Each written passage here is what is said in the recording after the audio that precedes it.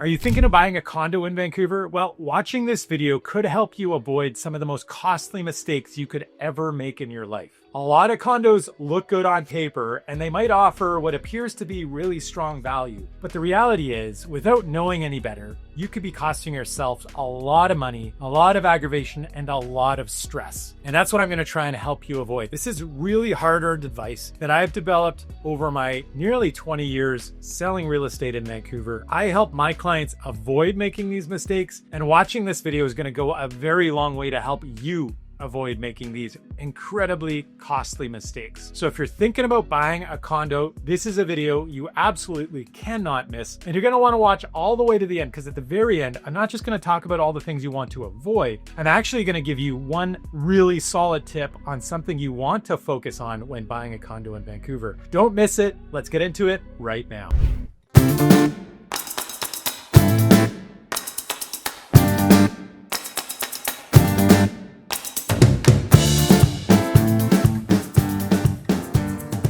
My name's Sebastian Albrecht with the Living in Vancouver BC team, and thank you so much for joining me. This channel is all about moving to and living in Vancouver. I put out videos just like this one every single week, and this week we're talking about the types of condos you want to avoid when buying a condo in Vancouver. And first off, what I want to talk about is leasehold non-strata. So starting with this one, I'm risking losing you as a viewer and your eyes glazing over. I know that, but honestly, I need to put it up front in this video because I think it's that important. I get so many people asking me about these properties, and the main reason is that they're so cheap. So if you're doing some research on your own and you're scouring the internet for the best value in real estate in Vancouver, these types of buildings often come up. And I want to make sure that you don't get too excited about them because they're a very different type of ownership and different type of investment. So first of all, what is leasehold? Leasehold means you don't own the land. You own everything within your four walls and you own a portion of all of the common areas, but you don't own the land. You're leasing them. And leasehold comes in a couple different varieties. There could be long-term prepaid, there could be short-term prepaid, and there could be non-prepaid. These are all very different, but we're not going to get too much in the weeds of these little details. The other thing that you need to be aware of is that they could be either strata or non-strata. And so the kind that I'm most concerned with here is leasehold that is non-strata. And the problem with these is that they were built at a very specific time before the Strata Property Act came into being in the early 1970s. So the few buildings that are like this that are around are from essentially the 1960s. In that period, the people were getting creative in the way that they were marketing shared ownership. And this is one of the ways that they were doing it. The problem with it, first of all, is that you don't own the land. And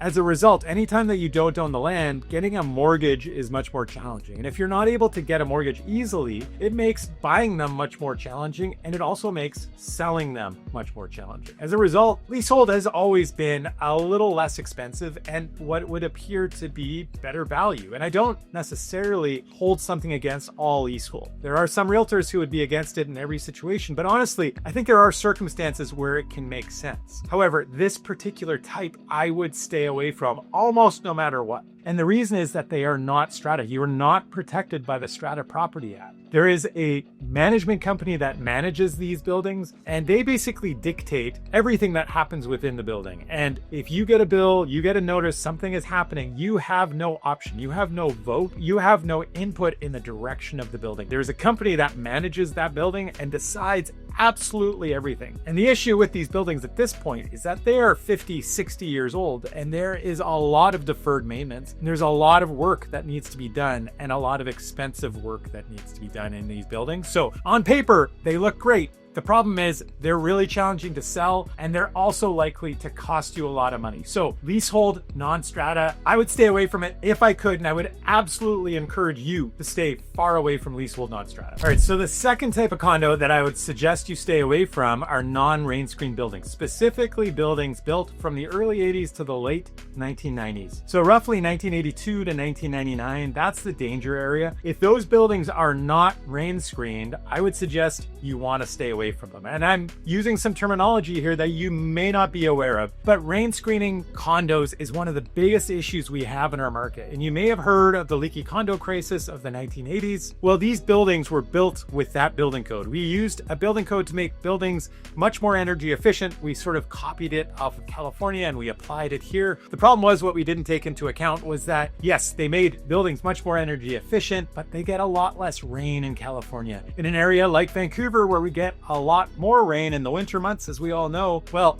this building code became very, very problematic. There's a couple other things that contributed to the issue, but primarily the issue here is that these buildings can cost you a lot of money. And the reason that rain screening is such an issue in our market is because it's very, very expensive if you need to do it retroactively. And so these buildings were built without that technology, and that rain screening technology protects the building from the issues that arise from a building leaking. And those issues specifically are the potential for mold and then structural damage that can incur as the building can't get rid of the moisture that comes behind the waterproof membrane. And that waterproof membrane is what makes things much more energy efficient. But the problem with non-rain screen buildings is it doesn't allow the water that comes into the building to leave the building. And that rain screen technology is what we then applied in a new building code starting in the late 1990s. And that allowed buildings to breathe.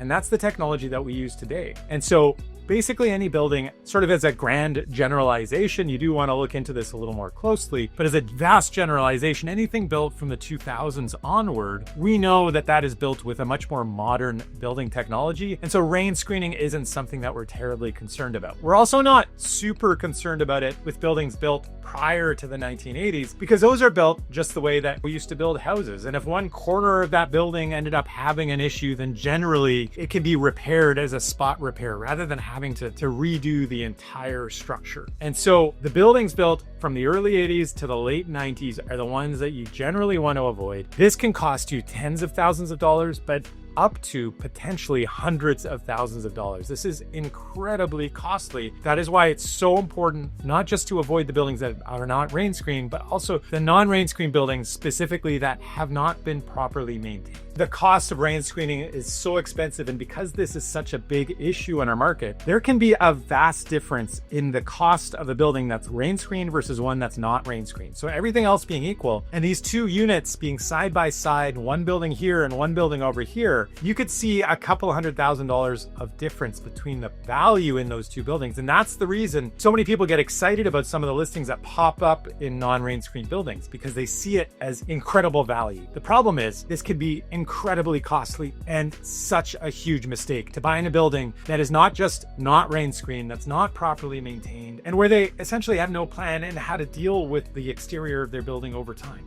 Okay, so third, I want to talk to you about something that's been bothering me for a very long time, and that's condos that have weird angles. And more often, more recently, we're seeing condos built this way. Buildings that have really tight angles or curvatures to the walls, things that are built essentially to look pretty from the outside, but not necessarily for livability. And so you think about a condo built in the 60s or 70s, and those condos are big, they're boxy, they're square, they're rectangular, there's nothing odd about them. But if you think about stuff that's been built in the last 10 or 15 years, I can think of one building after another that has been designed to look beautiful on the outside, but as a result, the thought process behind making these livable has really gone by the wayside. I don't think it's just that pressure, that desire to make things much more interesting and beautiful on the exterior. I think that's a big contributing factor. The other factor that's at play here is that most of new construction in the last 20 years or so has been tailored towards investors. And so as things have become more and more expensive, developers are trying to maximize their investment, trying to maximize the amount of money that they're going to get back in return, but they're not messing about with square footage, right? They're squeezing every inch that they can while trying to make these more beautiful. You're getting these smaller spaces packed into these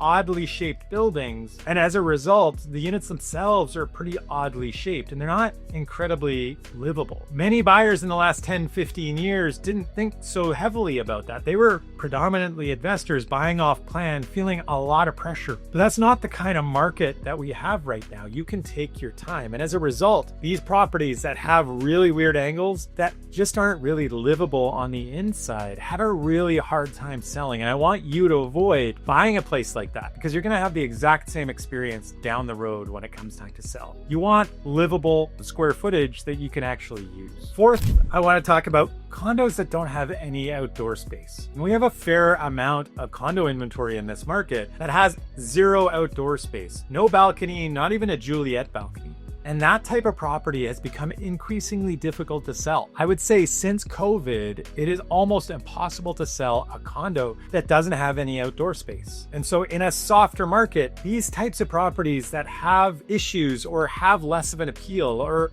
anything that you're asking the buyer to compromise on become much more challenging to sell. Most people these days realize that living in a condo might mean that they would like some access to the outdoors. And you start to see in our market right now, properties that have an excessive amount of outdoor space become even more desirable. And we can't really pinpoint exactly how much value we can place on outdoor space, but what I can tell you is the people who want it will definitely pay more for it. And in a stronger market, you're going to see a significant amount of competition over those types of properties. And in weaker markets like we have right now, those types of properties become much more easy to sell. And I can tell you from my own experience, just having sold a townhouse in this case, but a townhouse that had this incredible rooftop deck. That townhouse saw so much action and it sold incredibly quickly on the timeline that my client needed to sell it in because he made the right choice when he purchased and he bought something with that extra outdoor space. So you definitely want to prioritize some outdoor space if you can. And if you can get more than that, definitely go after the extra outdoor space because it's going to come in really handy. And if we go back to that discussion that we had about weird angles and livability, in my opinion, that outdoor space makes a home much more livable. It's a really hot day outside. Well, you can open up the balcony and you can extend your living space. If it's a covered balcony, even on rainy days, you can sit outside and enjoy a coffee or a glass of wine. It's a place to barbecue or it's a place to entertain. And those things become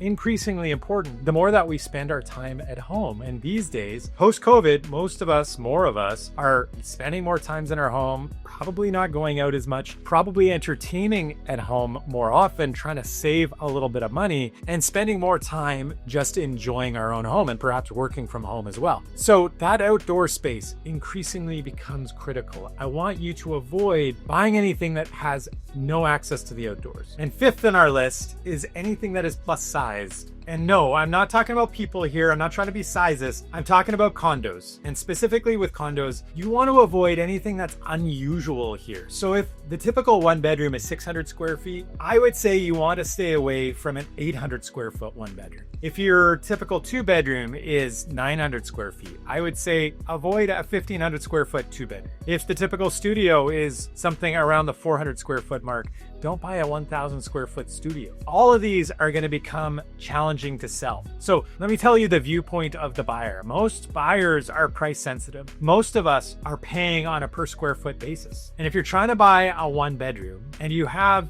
let's say $700,000 to purchase that one bedroom, you're going to be looking at typical one bedrooms around that size. But that same square footage or that same price per square foot could make a 800 square foot one bedroom in the price range of two bedrooms. And then you're competing against those two bedrooms without that extra bedroom. And that's a very small pool of potential buyers. And because you shrunk that pool of potential buyers, it's going to be incredibly challenging to sell down the road. And in my experience, anything that is oversized actually has to leave money on the table. You're not getting the same price per square foot as the smaller one bedrooms. So if it's an extra large two bedroom, you're not getting the same price as all the other two bedrooms. If it's an extra big studio, you get the idea. So again, unless you realize this up front, you have to understand when you buy it that it's going to be more challenging down the road to sell, and you're most likely not going to be able to get the same price per square foot as the other one bedrooms. It's an outlier, and as a result, more challenging to sell. And so whether you're looking for an outlier or just a typical condo, I am a real estate agent that has helped hundreds of families Move to the right neighborhood, find the right home, whether it's a house or a condo or a townhouse. I can help you and your family settle in the right spot. So whenever you're ready, my contact information is right there on the screen. Reach out anytime. But for now, let's get back to the video. So number 6 on this list is a building with low maintenance fees. And what are maintenance fees? Well, every single building has expenses. You have to pay something for that building to run month to month. That might include the insurance that's on the building. It might include professional management. It might include heat and electricity in the common areas. And of course, there might be amenities and all that type of thing that's included in your maintenance fees.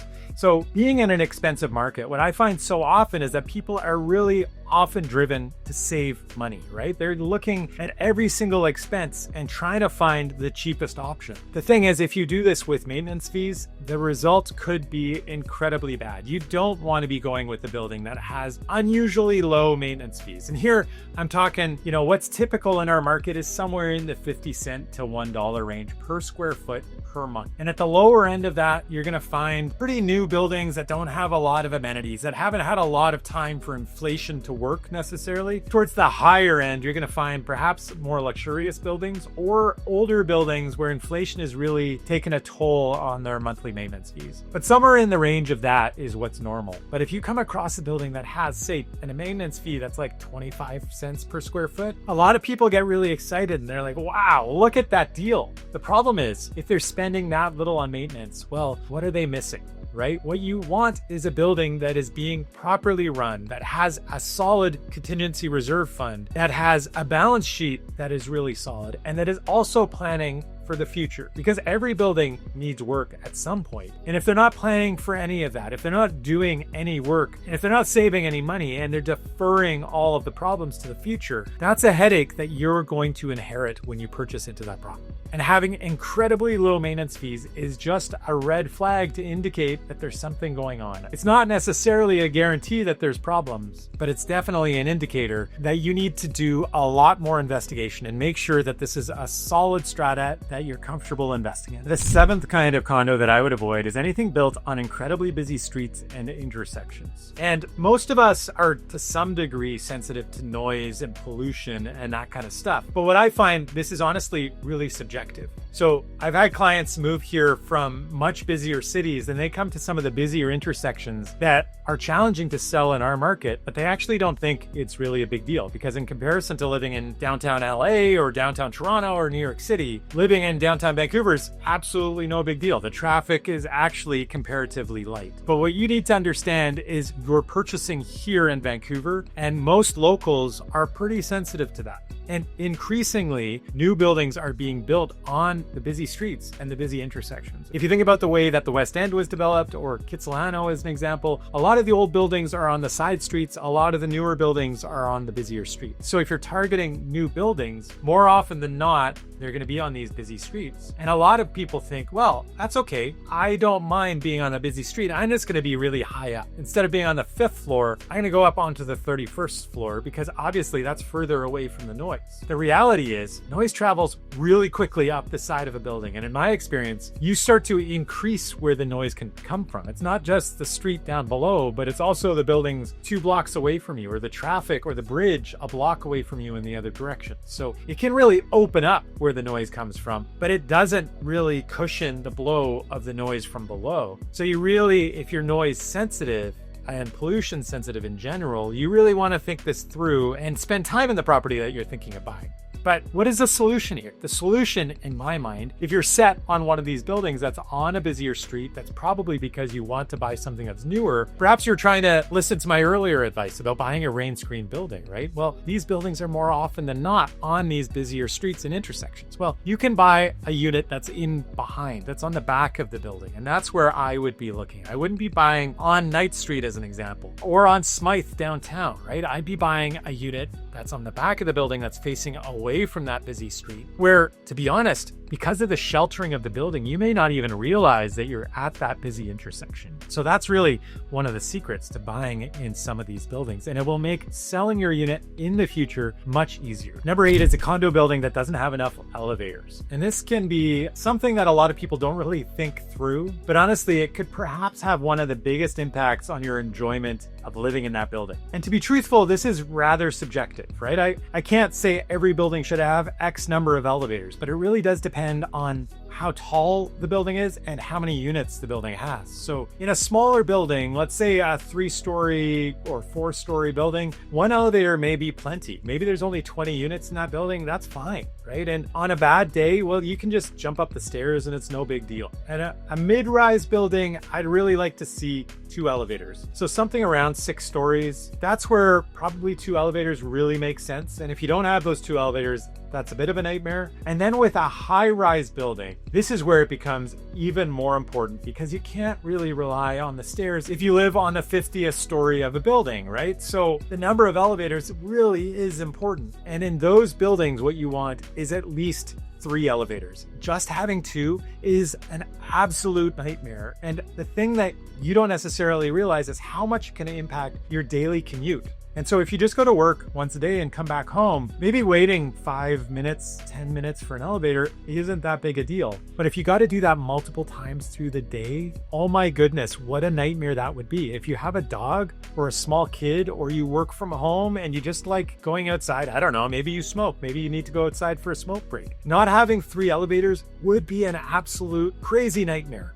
Because it can literally, I've been in buildings where it's taken 10, 15 minutes to wait for an elevator. And so any building with elevators, those elevators do go down on occasion. And there are people who move in or move out of those buildings. So on days when somebody's moving and one of the elevators is broken, even having 3 elevators might not be enough, right? But that is the bare minimum of what I'd be looking for in one of the more modern high-rise buildings. You don't want to get stuck with that crazy commute time. But that kind of leads into my next point as well. And my next point is avoiding buildings where the parking is deep underground. And this is an issue more recently. Newer buildings built, I'd say within the last 5 to 10 years, are on smaller footprints and they have deeper underground parkades. And there was a day when perhaps like a P2 or a P3 was as deep as you'd really go. And honestly, I don't know, that's not too much of a big deal, but there's some buildings that I've seen that go deep down to P9 or P10. And if you live on the 50th story, not only do you have to worry about that elevator ride down, but then you have to worry about driving out of that parkade.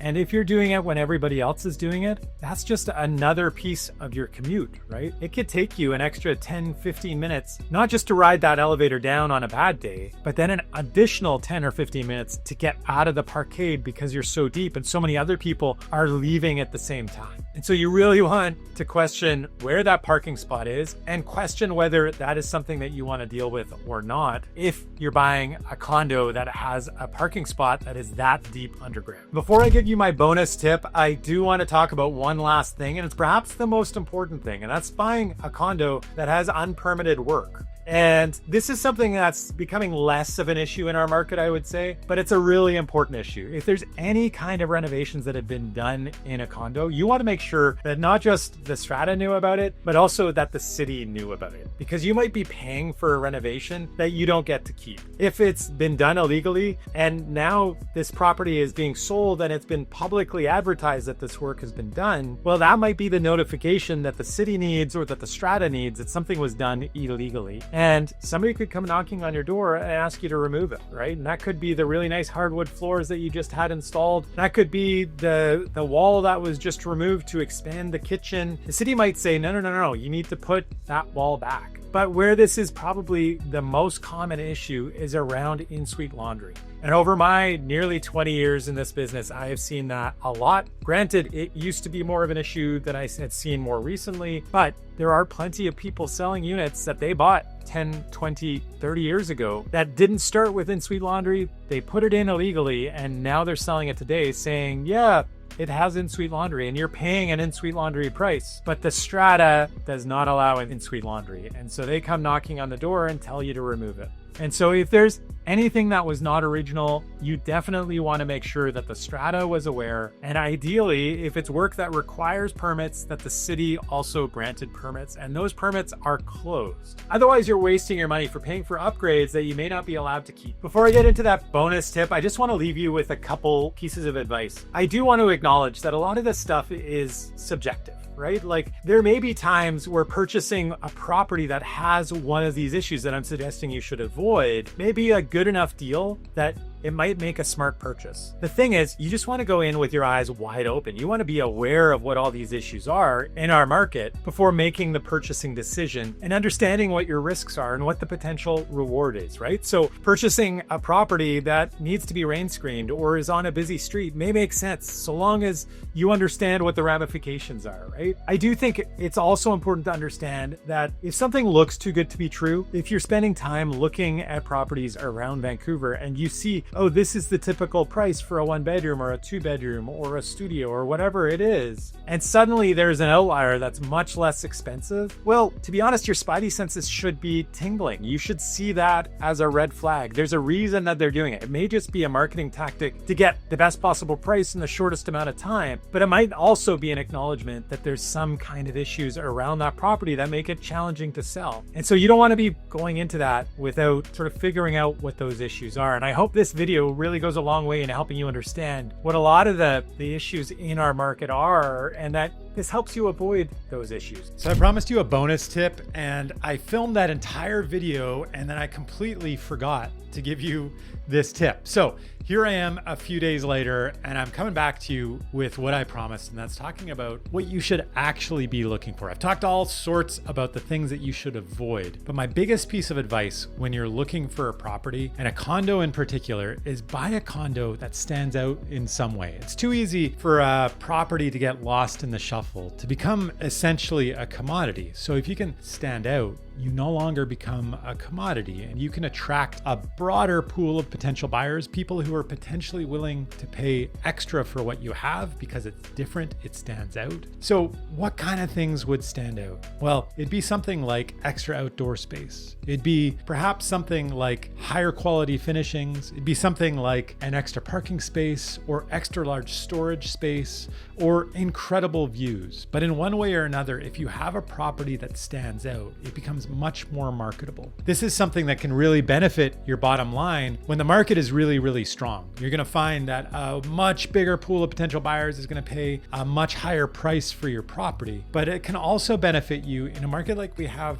today, where the condo market is a little softer and maybe you're not going to be able to get an extraordinary price for the product that you have, for the home that you have. But what I can tell you is it's going to be much easier to sell if it stands out in some kind of way. And so over and over again, what I advise my clients to do, if possible, is to try and find a property that has something unusual about it, that makes it stand out, that makes it more appealing and increases its appeal to a broader market. And so if you do want my help, not just avoiding these issues, but helping you purchase a home in Vancouver if you're thinking of moving here, or maybe you already live here. I am a real estate agent that has helped hundreds of families over nearly 20 years in this business, and I can help you and your family not just find the right neighborhood, find the right home, and a problem-free home that you can relax in and enjoy the rest of your life in. So if you need my help, my contact information is right there on the screen. Be sure to reach out anytime. Of course, I put out these videos every single week, all about moving to and living in Vancouver. I have well over 100 videos on all kinds of topics, but there's one video I definitely want to make sure that you're aware of. If you're thinking of buying a condo, this video can help you avoid a lot of really costly mistakes just like this one, but there's a whole other set of things I want you thinking about.